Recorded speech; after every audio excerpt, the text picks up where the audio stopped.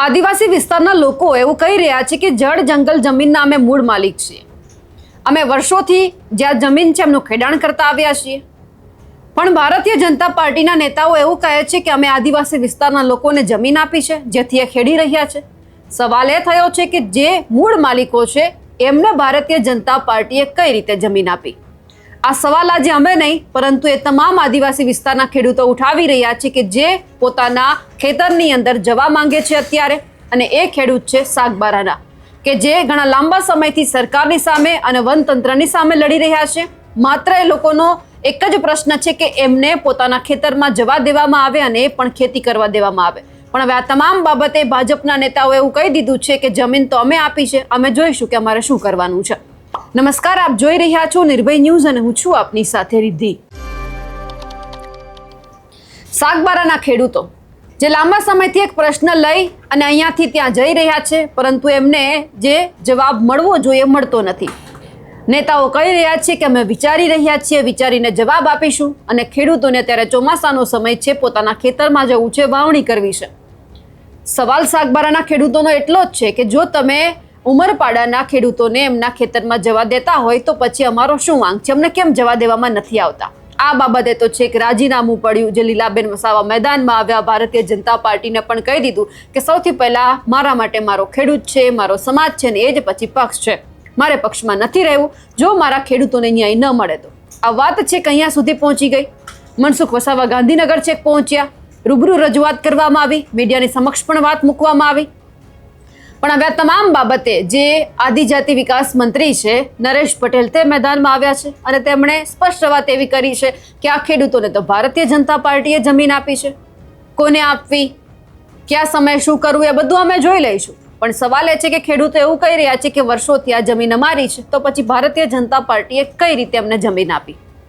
આ બધાની વચ્ચે સૌથી પહેલા આપણે નરેશ પટેલને સાંભળીએ કે તેમણે સાગબારા મુદ્દે શું કહ્યું છે. કેમ નથી લાવી શકી હજી સુધી એ બાબતે પણ વિચારણા ચાલી રહી છે. કેવા પ્રકારની? અત્યાર સુધી આપ સૌ જાણો છો, જ્યારે આદિવાસી સમાજને જે વર્ષોથી જંગલમાં ખેડતા હતા, પોતાનો નિર્વાહ ચલાવતા હતા, એવા આદિવાસી ભાઈઓને ભારતીય જનતા પાર્ટીની સરકારે જ જમીન આપી છે અને ભવિષ્યમાં પણ આપવાની થતી હશે તો અમારી સરકાર આપવાની છે. અને જે લીગલ છે, જે કાયદેસર હકદાર છે, એ ચોક્કસ રીતે એ લાભાર્થી અમારો હશે અને એને અમે ભવિષ્યમાં આપશું. ચલો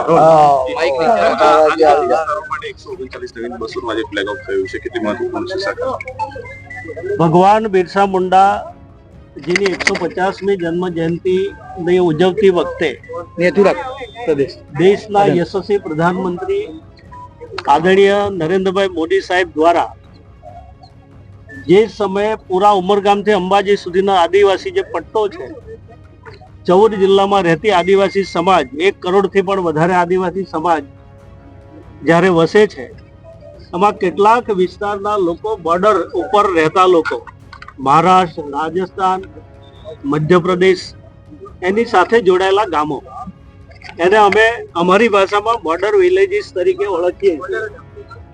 એવા ગામોના વિદ્યાર્થીઓ એ પછી માધ્યમિક સ્કૂલમાં જતા હોય કે કોલેજના સ્ટુડન્ટો હોય, પણ એ વધુ સારો અભ્યાસ કરી શકે એ માટે એક સરસ રીતે એને પરિવહનનો લાભ મળે એ પ્રકારની રાજ્ય સરકારની જે આ યોજના છે,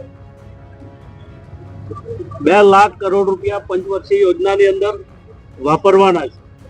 પણ એનાથી વિશેષ જે બોર્ડર વિલેજીસના જે ગામો છે એને અન્ય પ્રકારની સુવિધાઓ અમે આપીએ છીએ.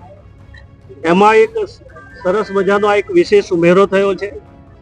ગઈ વખતે ડેડિયાપાડા ખાતે પહેલા તબક્કામાં અમે 111 બસો જેટલી આ સેવામાં આપી હતી. આજે જ્યારે માનનીય મુખ્યમંત્રી શ્રી ભૂપેન્દ્રભાઈ પટેલ સાહેબ, નાયબ મુખ્યમંત્રી શ્રી હર્ષભાઈ સંઘવીજી ના વરદ હસ્તે 139 જેટલી બસો આજે અમે અહીંયાથી ફ્લેગ આપીને સમાજની સેવામાં મૂકીએ છીએ. વલસાડથી લઈને સાબરકાંઠા સુધીના તમામ જિલ્લાઓમાં જે બોર્ડર વિલેજીસ છે, દાખલા તરીકે વલસાડની અંદર 30 બસો છે, સાબરકાંઠાની અંદર 22 બસો છે. ડાંગ જેવા જિલ્લાની અંદર 12 બસો છે. તાપી જિલ્લાની અંદર 12 બસો છે. એ પ્રકારના તમામ જિલ્લાઓને આમાં આવરી લીધા છે. આવનારા દિવસોમાં અમારા જે ટ્રાઇબલના જે વિદ્યાર્થીઓ છે, જે ગરીબ વિદ્યાર્થીઓ છે, અધવચ્ચેથી જે ભણતર છોડી દેતા હતા, એના માટેની આ સેવા એક અલગ પ્રકારની હું ચોક્કસ રીતે હું ટ્રાઇબલ મિનિસ્ટર તરીકે આજે અમારા તમામ મારા MOS પીસી બરંડાજી, પ્રવીણભાઈ માણી, રમેશભાઈ કટારાજી, અમારા સિનિયર બધા જ ધારાસભ્યો અમારી સાથે આ જોડાયા હતા. હું ચોક્કસ આપના માધ્યમ દ્વારા હું તમામ ઉમરગામથી અંબાજી સુધીની જે અમારી આદિવાસી સમાજ જે બોર્ડરના ગામડાઓ પર જે રહી છે એ લોકોને આહવાન કરું છું. એક સરસ મજાની ગુજરાત સરકારે આ સેવા આપી છે, એનો સદુપયોગ થાય અને આપણા બાળકો ખૂબ સારું ભણે અને પોતાનું ભવિષ્ય બનાવે એવી હું આપના માધ્યમ દ્વારા શુભકામનાઓ પાઠવું છું. સાહેબ, ગઈકાલે PM મોદી સાથે મુલાકાત થઈ છે આદિવાસી.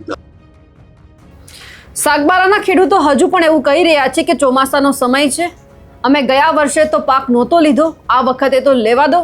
અમારી પાસે બીજું કોઈ જ એવું સાધન નથી કે અમે અમારો પરિવારનું ગુજરાન ચલાવી શકીએ.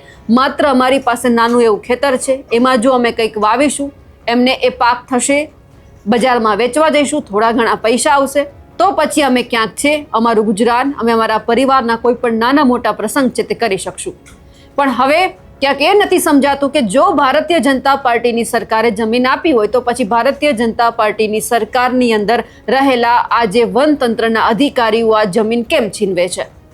સવાલ અહીંયા માત્ર અમારો કે પછી આદિવાસી વિસ્તારના લોકોનો નથી. સવાલ અત્યારે ખરેખર એ ઊભો થયો છે કે જે વ્યક્તિ પાસે કોઈ જ મોટા બિઝનેસ નથી, જેમનું ગુજરાન ચલાવવા માટેનું માત્ર એક સાધન છે ખેતી, જમીન, એમાં જો એમને આ સમયે ન જવા દેવામાં આવે તો પછી આ લોકોનું ભલું કોણ કરશે? તમે ગમે એટલી યોજના બહાર પાડશો, એ યોજનાથી કોઈ પણ ખેડૂતનું પેટ નહીં ભરાય. એ લોકોને ખાવા માટે અનાજ પણ જોશે અને પોતાના નાના મોટા પ્રસંગ પાર પાડવા માટે પણ આ જ જમીનમાં ઉગેલા પાકનું જ્યારે બજારમાં વેચાણ થશે, જે પૈસા આવશે એ અમને જોશે. હવે કયા એવા મંત્રી છે કે જે આ તમામ બાબતે હવે ખુલીને બોલે છે, કોઈ રજૂઆત કરે છે ખરા? તે પણ જોવાનું રહ્યું. અમારા અહેવાલને લઈને આપનું શું માનવું છે કમેન્ટ કરીને ચોક્કસથી જણાવજો. સાથે જ અમારી નિર્ભય ન્યૂઝ ચેનલને લાઇક, શેર અને સબસ્ક્રાઇબ કરવાનું ભૂલશો નહીં. નમસ્કાર.